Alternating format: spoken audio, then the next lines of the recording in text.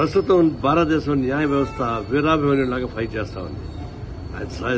అంతిమంగా ఈ జ్యుడిషియరీని భారతదేశ ప్రజాస్వామ్యం కాపాడుతుందని చెప్పేసి గట్టి విశ్వాసం నాకు కూడా ఉంది.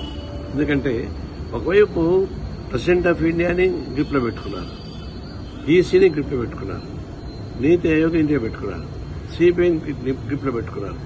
జ్యుడిషియరీ ఒకటే న్యాయ వ్యవస్థ కోసం ఫైట్ చేస్తా ఉంది.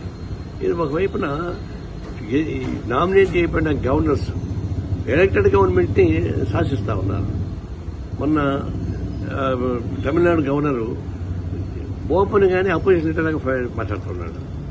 మరోవైపు అన్ని గవర్నర్స్ కూడా డబుల్ ఇంజిన్ గవర్నమెంట్ ఉన్న స్టేట్స్ తప్ప వీటి అన్ని రాష్ట్రాలు దాడి చేస్తున్నారు. ఇవన్నిటి మీద జ్యుడిషియరీ కూడా ఫైట్ చేస్తా ఉంది.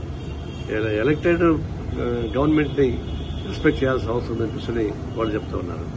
ఇది అవసరం లేదనిపిస్తుంది సెంట్రల్ గవర్నమెంట్ చెప్తా ఉంది. తర్వాత ప్రెసిడెంట్ ఆఫ్ ఇండియా కూడా ఈరోజు అదే స్టేట్మెంట్ ఇస్తా ఉంది.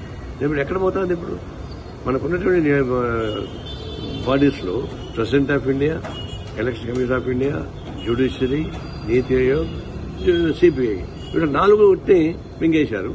ఇంకా 5 మాత్రం మిగిలింది.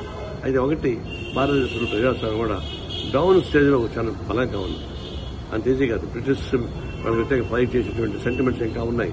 తప్పనిసరిగా ఫైట్ చేస్తాం. ఈ విషయంలో ఒక క్రైసిస్, సెంట్రల్ క్రైసిస్ వచ్చే ప్రమాదం ఉంది. దీన్ని అధిగమించాలంటే భారతదేశంలో ఉన్నటువంటి బీజేపీ వ్యతిరేక శక్తులు మొత్తం కూడా ఒక తాటిపై రావాల్సిన అవసరం ఉంది.